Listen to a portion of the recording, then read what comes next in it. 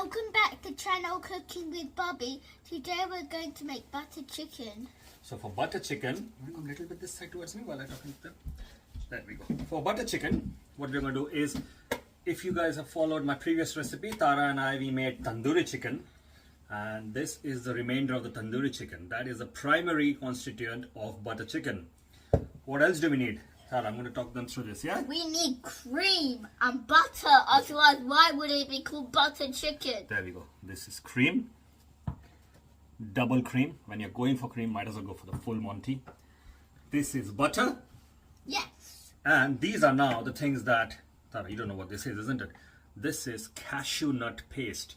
So what I've done is I've taken some cashew nut, soaked them in slightly warm water, put them through a grinder or like a NutriBullet equivalent, and we've got paste.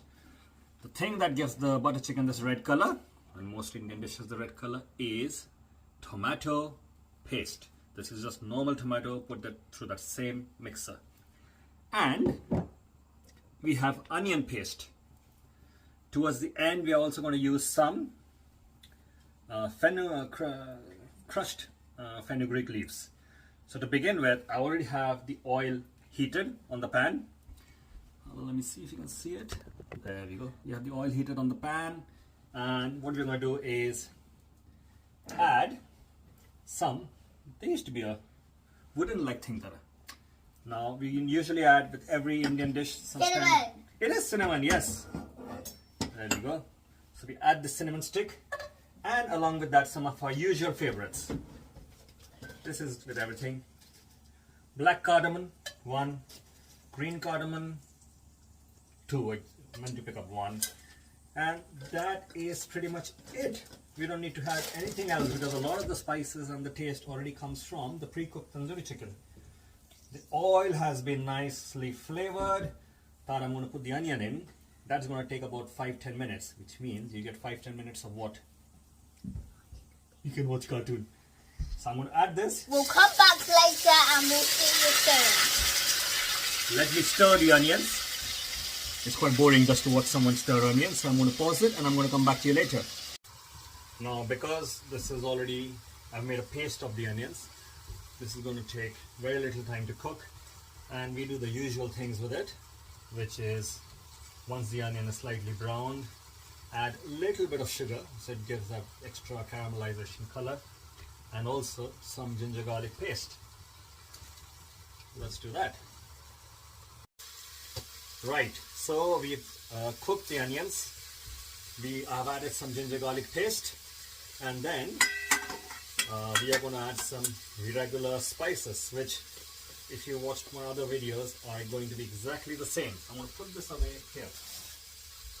So as usual, we first add some turmeric, and you always stir the turmeric in. Then when you add other spices, the color of those spices are enhanced. Some red chili powder. Don't worry, we're going to be adding some cream and butter, so it's not going to be spicy. It's a creamy, mild dish. Some coriander powder and some cumin powder. And once this is cooked, we'll add some of a tandoori chicken. Now, for those with sharp eyes, they might have noticed that the quantity of tandoori chicken seems to reduce every time a little person comes here. So before this finishes, we are going to actually add them to the chicken. So you can go and continue watching your cartoon if you want. And I'm going to keep stirring this. And once these spices are cooked, I'm going to then add the tomato. And I'm going to add the tomato because that takes some time to cook. Add the cashew nut paste. Then add the butter and the cream. And once all of that is cooked, and by cooked I mean if you leave it for about 30-35 seconds, you'll see bubbles of this butter and the oil coming on top, and some of the fat from the cashew as well. So once that fat starts forming on top, they want to add the pre-cooked chicken. It won't take much time because it's already cooked. We just want the gravy and the spices to get around these chicken pieces. And once that is done, we need to garnish it with some fenugreek leaves, dried fenugreek leaves, and that is pretty much it. Butter chicken is actually one of the most simplest dishes to cook. So my spices are now been cooked. I'm going to add the tomato paste which I had prepared before. And what I also realized was we had made some marinade for the tandoori chicken. which is the remainder of the marinade. So this is not a mandatory step, but I thought why waste it? Might as well just use it. So this is the same marinade of ginger garlic paste, yogurt, cumin, black pepper, turmeric, red chili powder and salt, and some lime juice. So this was the marinade which we had made for our tandoori chicken. I'm just going to add it in. It is not a mandatory step, but because we are already cooking it, so I'm going to add that marinade in, and this should give the butter chicken even a better flavor.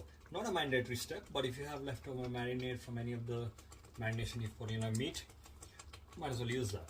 This step is quite key. We have to make sure that the tomato paste and this lovely cashew nut paste of ours, which I'm going to add after 5 minutes, is cooked very well. Once that is done, we're going to add the double cream, the butter and the chicken. That is how we do it.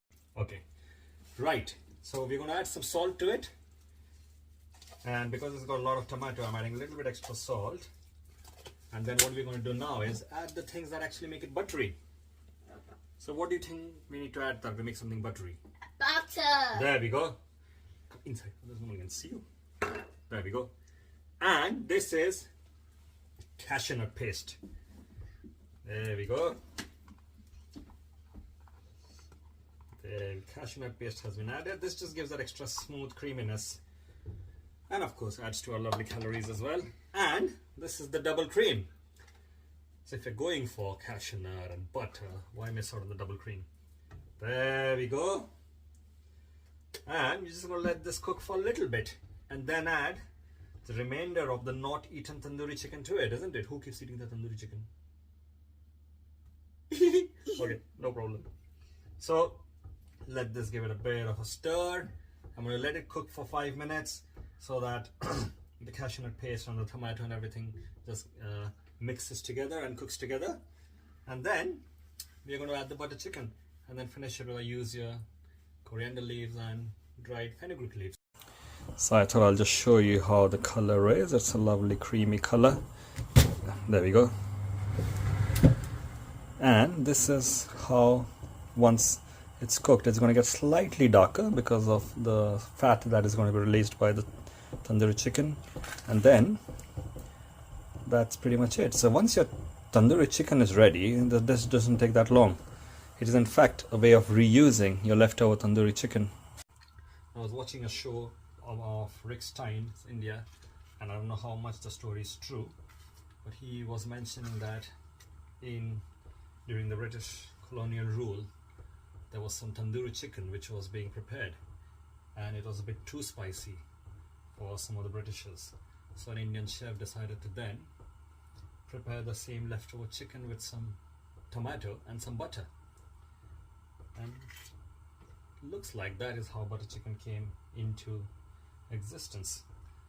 I don't know how much the story is true, but sounds plausible, so you could probably go with it.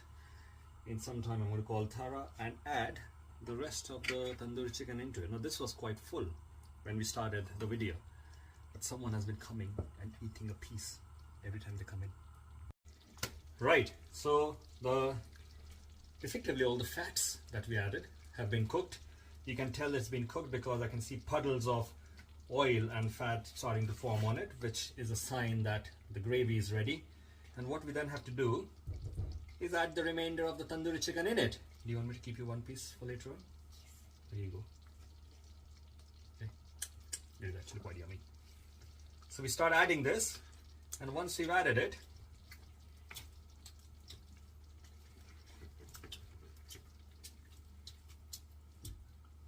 One more piece. there you go, last one. No more. Why? It is done. It's in the gravy. You can have it later on in your dinner. Okay. Now we just have to make sure that this is fully coated, and perhaps leave it in this thing and cover it for 2 minutes, and that should be it. Depending on if you like your gravy thick or not so thick, you need to adjust the viscosity. You can add hot water to it, but I'm happy with it, and it looks quite creamy. And in 2 minutes it should be done. In that 2 minutes, what I'm going to do is chop off some coriander and try and find my dried fenugreek leaves wherever they are in this cupboard of mine. Right, so we are here. So last steps, we add some coriander leaves And do you then want to pass me the fenugreek leaves? That's one. There we go. Well, normally we should spread it a bit more. Here we go. That's fine. That is it. And you can switch off the gas, leave it, and later on enjoy with chapati or some rice. So that's it from us. Bye. And remember to follow our channel. What's the channel called?